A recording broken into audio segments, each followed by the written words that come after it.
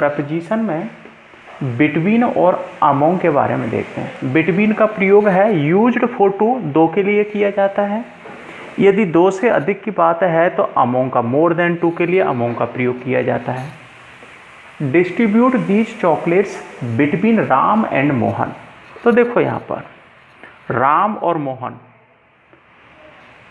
यहाँ पर टू के लिए हम किसका प्रयोग करते हैं? बिटवीन। इन चॉकलेट्स को राम और मोहन के बीच में डिवाइड करो और डिस्ट्रीब्यूट, विभाजित करो। डिस्ट्रीब्यूट दी चॉकलेट्स बिटवीन टू सिस्टर, दो बहनों के बीच में डिवाइड करो। टू के लिए बिटवीन का प्रयोग किया गया है, सही है। Divide the chocolates among the children, बच्चों के बीच में, यहाँ पर देखो दो से अधिक के लिए अमोंग का प्रयोग किया गया है। You can come to see me between 5 PM to 6 PM। देखो बिटवीन का प्रयोग है टू के लिए किया जाता है, तो यहाँ पर देखो टू का प्रयोग नहीं होगा, बिटवीन के साथ में एंड का प्रयोग होता है। Between is followed by, followed by and.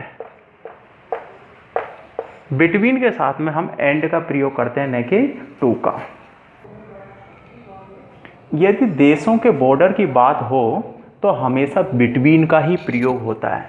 किसके? देशों के बॉर्डर की बात हो तो हमेशा बिटवीन का ही प्रयोग होता है।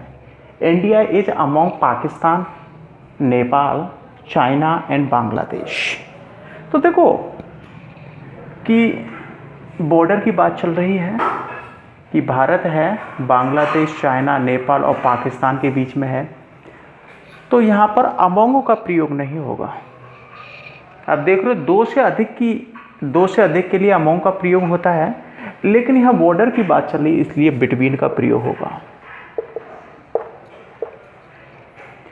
This tournament is among India, Pakistan and Australia. यह टूर्नामेंट है इंडिया, पाकिस्तान और ऑस्ट्रेलिया के बीच में। देखो यहाँ पर अमोंग का प्रयोग नहीं होगा, बिटवीन का प्रयोग होगा।